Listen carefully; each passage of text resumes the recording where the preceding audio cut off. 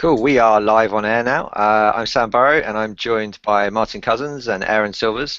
And there he is. Sorry, I forgot we're on this one. Hello, Martin, say hello. Hello. Hi.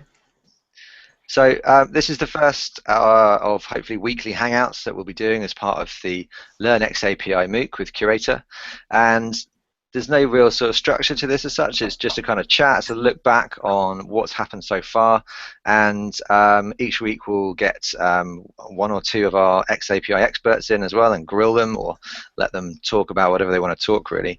So we're very lucky this week to have Aaron with us, and it's especially good timing because Aaron's just literally got back from ATD in the US. Now, it might be especially good timing, it might not, depending on how tired you're feeling, Aaron. I think I can muster it. Cool, cool. So I guess the first place to start is let's look back on that first week of the MOOC. How's it been versus your expectations of what kind of reaction it might get and what kind of interaction it might get? Well, so there's a couple ways to answer that question.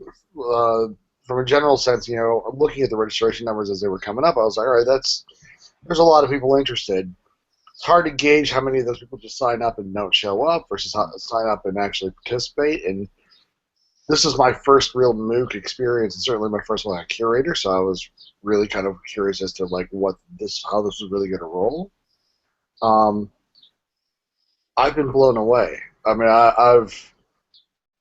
this is the closest thing to the kind of conference I would want to attend in real life, with the kinds of conversations that are happening on the sidelines. As I've seen online, for sure. And I mean, to the point where I'm thinking a lot about what we're doing with Connections Forum and what lessons I'm going to learn just from the experience of this so far in just the first week. It's astounding to me, like the way that you guys have really tethered together all the different resources that are out there, that have been out there. It was surprising to me. For one thing, it was surprising to me how much stuff I've written. And then it was really surprising to me how much really great materials are out there already, have been out there already, and what's really resonated in terms of, and what messages, even going back 2 years or 3 years, have still endured, that we kind of got it more right than wrong, as we were learning as we go. And so you guys have done a phenomenal job of truly curating this experience and driving the discussions. It's been way. I could not have imagined this. So kudos. The thing is, it's been quite different, I think, to the other ones that we've done, isn't it? Do you think that, Martin? How would you say it's compared in sort of the way of feel? I think it's quite a different topic, and that the other things have been quite generic and quite a lot is known about them, but this is the sort of cutting edge, if you like, and it's something that a lot of people have an awareness of, but haven't really had it laid on a plate for them in a way, or had it very easy to just, they've had to work to kind of go out and understand it. Would you concur with that? Yeah, I think also I get the feel, and tell me if I'm wrong, Aaron, but it's a small, relatively smallish but growing community. So we liken doing these MOOCs to having a party, and it's a bit like at this particular party, you're inviting people in, and the people in the room who are there to talk to you are kind of leading experts. And so what we see in the MOOC is this amazing conversation where people like Aaron and all the others are having these really, people are asking great open questions and they're getting great answers, and that is where there's an enormous amount of value. You just see, it's hard to sort of take out what's in there and just put it into this Hangout, but basically it's in those conversations that you really get the depth as to understanding of what we're talking about. I absolutely agree. See, the resources are just the start of the conversation. You're creating the conversation topic. So now, so imagine that being like the presentation in a regular conference, right? Reading the article that you're doing or watching the video, that's the presentation. But now you have access to either the very person who you're reading, who's writing that stuff or presenting that stuff, or you're talking to people who like really understand the material and who are participating, because like a lot of the people who've been crucial to the development of XAPI are all participating in this experience. And I've talked with like Russell Duhan at length because he was down there at ATV, and he's got the same reaction as me. I mean, we're just kind of like, this is the greatest experience to learn about XAPI that we could imagine, and like in terms of just the fact that like this enables us to scale access to actually get great questions and thoughtful questions, like things that actually make us think and consider. Like nothing so far that I would say challenges the paradigm. And that's totally fine too. It's more about like how does it apply to this? How would this work? When did this thinking come in? Why was this decision made? There's a lot of backstory. The first week is all about the prelude, right? Prologue. So it's a lot of like, well, how did we get to this point? And the fact that you still have everybody who was part of making it still active in its further development and participating in the MOOC. I think it does create that kind of like, you're not just it's not a club. It may be a community. It may even be a collective, because they're gathering to actually do something. But you have access to that, and no one is unapproachable. And I think what we're seeing is the spirit of collaboration, the spirit of even entrepreneurship that has gone into making it. The idea of sharing with others so we could grow together.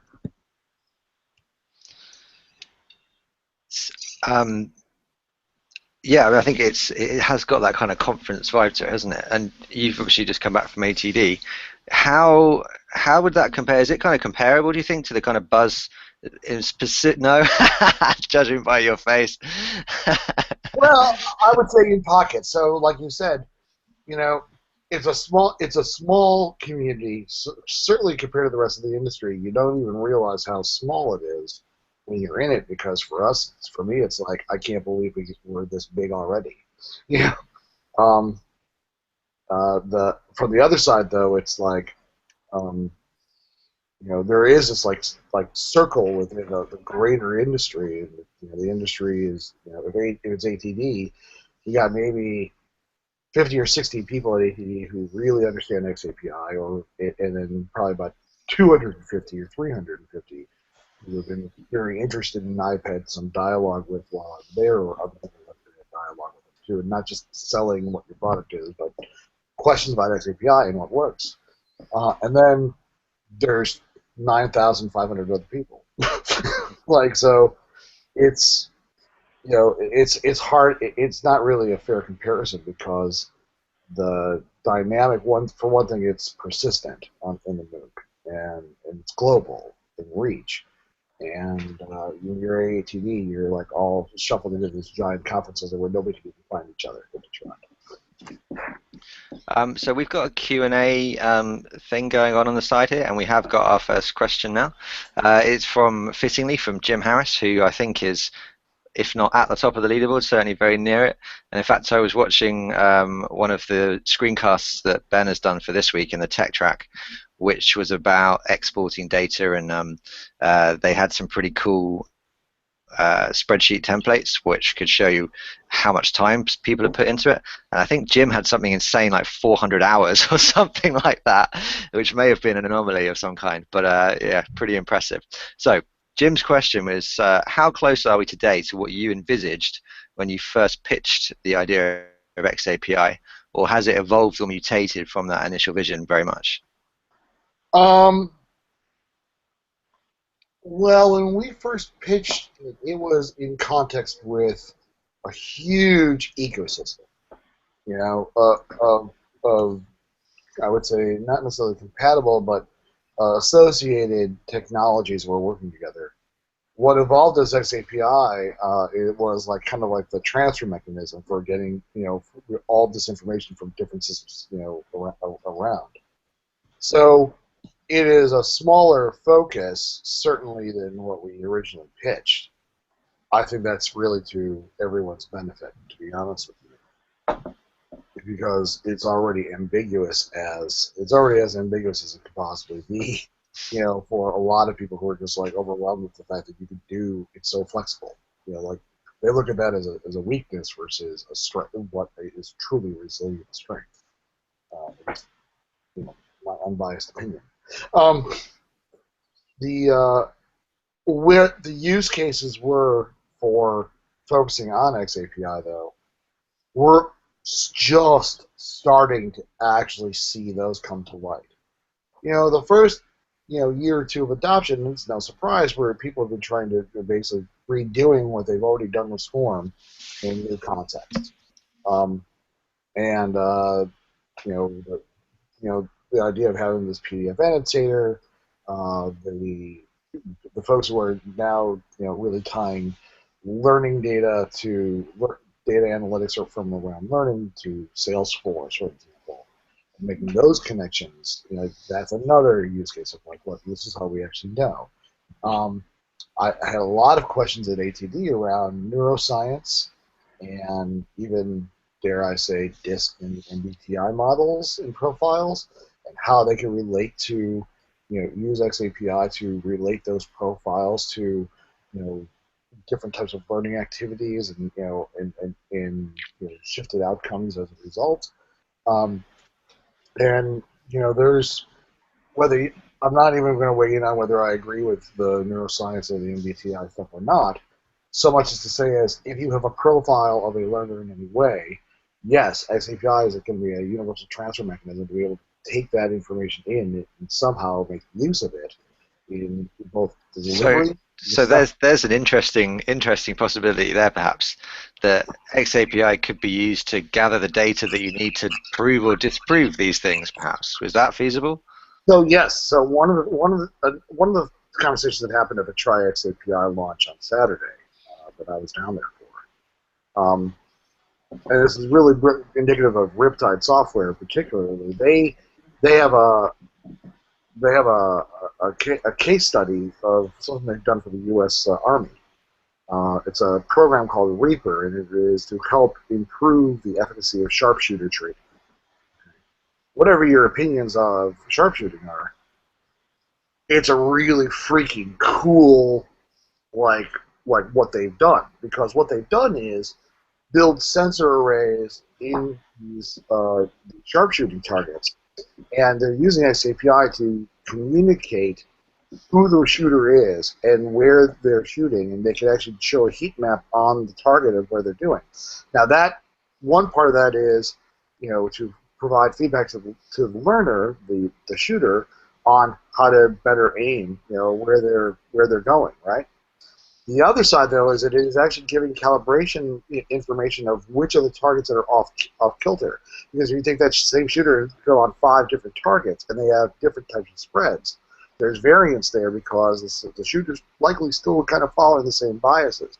But it does not necessarily that it's scientific and can be automated like that, but it gives you evidence of, hey, maybe this one needs, maybe target 3 needs to be readjusted. And like, that is a fascinating concept for a lot of people to think that the same data that helps people, learn, get feedback on their own learning, it is also similarly helpful to improve the very system of delivery of the learning. So it's quite, Aaron, can I just ask, there's kind of this idea that XAPI shifts onto learner data input, rather than the tradition of corporate learning is the input is the content, or the organization does the inputs, and then measures what the learner does. I hate the term learner, but it measures what employees do, right? So all of a sudden, it's flipped around, isn't it? What you're describing is the employees are generating the data, the behavior data. Exactly. Sorry, just and that's a massive shift, really, in kind of culture mindset. It's like, actually, what do we do with the data generated by our employees to help actually provide better learning experiences? And that is exactly the kinds of thinking that, like, when you talk about what we originally envisaged, I'm going to keep using the word because you use the word. Like, that is exactly in line. It's like what people are going to do, make the best. If you fundamentally believe that people need to have agency and accountability to participate in a market economy and a democratic society, right? Those are basic assumptions that I admittedly am biased with in the design of XAPI. Right? Like that was my thinking. It's not necessarily shared by everybody in the group, in the collective, but but I was pretty sure I was pretty upfront and honest about that leading. Okay. If you buy into that, then people are going to make. You have to also make the assumption that people are going to make the best decisions they can at any time they can. All right. And in that regard, there are economic reasons. There are, and I don't mean just money, just scarcity, abundance type of things, where people make with constrained choices, people take certain actions. If you change the environment, you change the settings, the context by which people make decisions, they might make different decisions. They might perform differently, and therefore, all of this, much like what we see in commercial web, where people use user experience research and driven by analytics to look at what are people doing versus what our goals for them are to do, and that's happening. That's the type of thing that goes into improving games on your phone. It's the type of things that happens with play testing on like video games everywhere else. It happens in the commercial web. Like it happens in media where they do A/B testing all the time. And I'm not saying that it's all about A/B testing. Like there's so many more things, so many better testing evaluations to work on.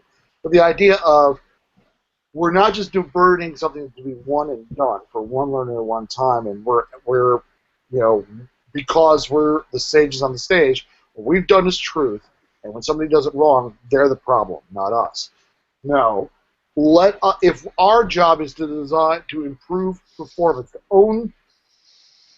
I had you know what? Hold on. I actually wrote down this insight that I had yesterday. This is happening live. I just put it out of my suitcase.